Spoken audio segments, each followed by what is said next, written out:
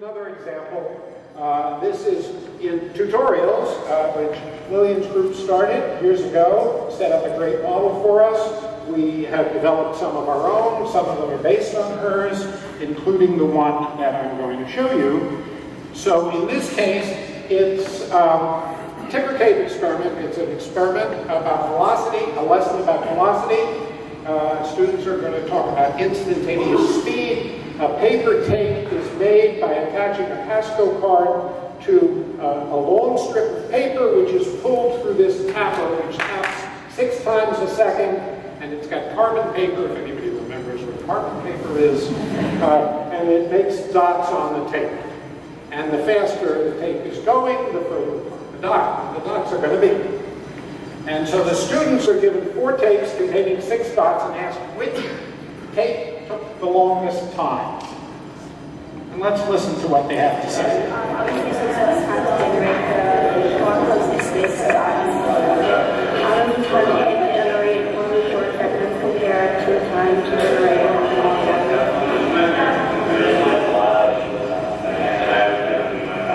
Shorter.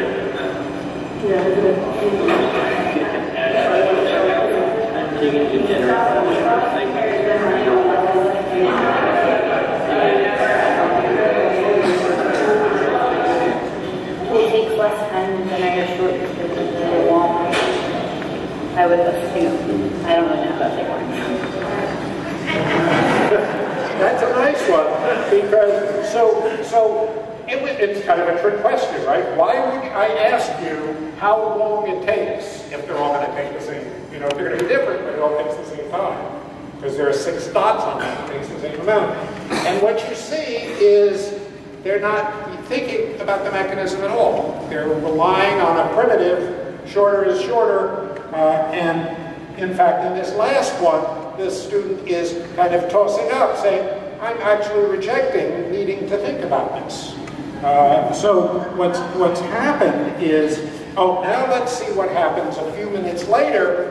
One group where, say the shorter ones take shorter time. Oops, sorry. I have to click on that. Acceleration, it starts off looking slow, you get faster, faster. It's strung a bunch of together now. No, it's slow. That means the read faster through it, so it's space for the cut. It's speeding up. Is it averaging or is it taking the average of Chapter always has it?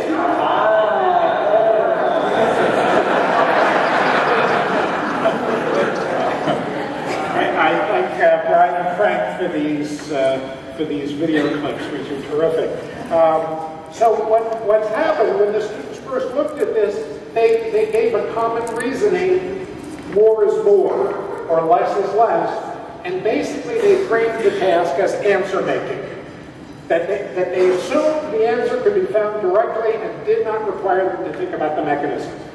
But as soon as they started to stretch them out and started to see them next to each other, they began to shift. And at least one student tossed up a bid for a frame shift to sense making and thinking about the mechanism. And then as soon as they saw that, they were able to shift. So students brought in a mean field expectation that the question, if it sounded easy, it probably was, and therefore they didn't have to think about it.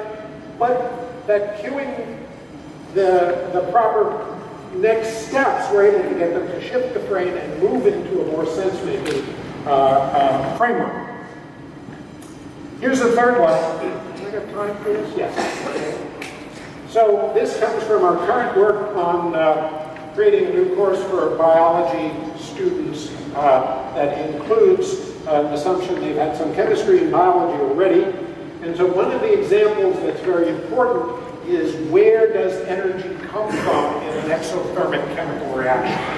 So in an exothermic chemical reaction, 2 molecules come together, one a weakly bound state, where a piece breaks off and then binds, if you put some energy in, and then binds tightly to a deeply bound state, and that therefore drops from a negative energy to a larger negative energy, and energy is then available, kinetic energy or whatever. And the critical example is ATP to ADP. The ATP adenosine triphosphate, hydrolyzes with water, and one of the phosphates breaks off. Am I going to pointer here? One of the phosphates here breaks off and attaches to the OH of the water. That's deeply bound, and therefore energy is available. Now the chemists have, the biologists talk about this process as there being energy stored in ATP.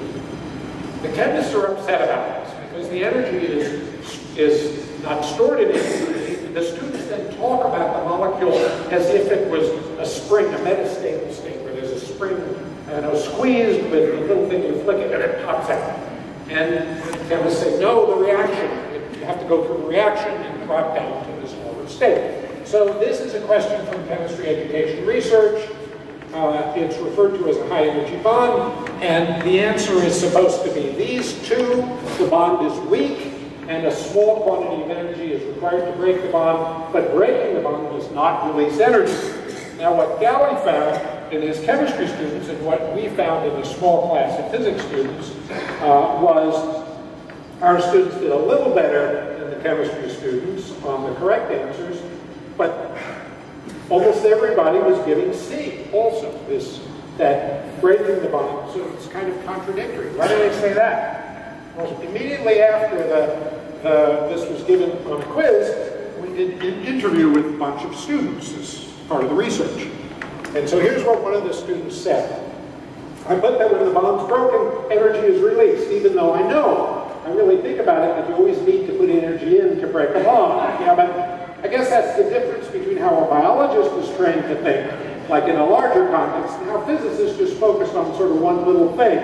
I answer that it releases energy, but it releases energy because when it interacts with other molecules, like water primarily, and then creates like an inorganic phosphate, it's much more stable than the original. I was thinking in the larger context, the reaction releases energy. He sees both of these views as right. So this is not a misconception. It's a framing issue, that if you assume there's always water, and therefore, when you break the bond, it will drop down, and it'll do its thing and give you the energy. So breaking the bond gives you the energy because you don't have to talk about the water. But the physicists and the chemists, when they're focusing on the reaction, isolate that, and so it's a different approach. And as Leslie Atkins pointed out to me, we do this all the time with calories. Glucose, where does the energy come from burning glucose and from the calories in food? Well, it comes from the oxygen dropping down to a carbon dioxide when we break it. But we still talk as if the energy is in the calories, in the sugars, despite the fact that it comes from the carbon dioxide being a tightly bound state, because the oxygen is always available. So this is really a framing issue on a sophisticated level. So here's my takeaway message, that understanding student errors is necessary but not sufficient. Context is critical, that student reactions are not simply bringing up what they know. They're recreating their answers, they're dynamic, they're responding to the task as they perceive it, and they're making choices based on cultural experience. So despite the fact that this is dynamic, we do see broad patterns, mean fields, that look like we can make use of them. So this has some implications. 3 key words. The knowledge the students bring into the class matters. We've been saying this to you for years in PER, but it's not just the knowledge about the physics, it's the knowledge about the behavior and your school behavior and how you think and how you work. It's dynamic, and expectations matter. So here's a couple of guidelines. Keep in mind, there could be a lot of different reasons why a student gives an answer to a test or in an interview. There could be a conceptual error, but there could also be a framing error.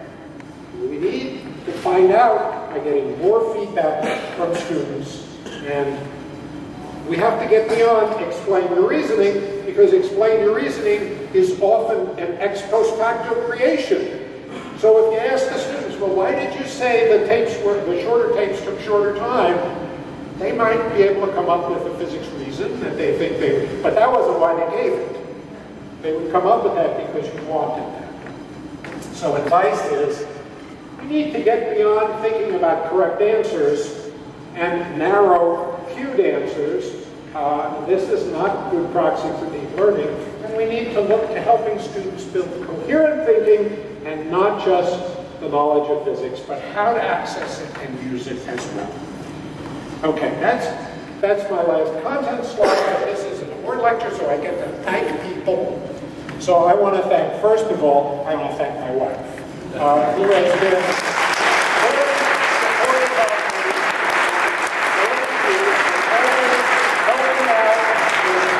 understand the psychology and the linguistics and making sure I have the right commas and use the right fonts and all that rest of that stuff.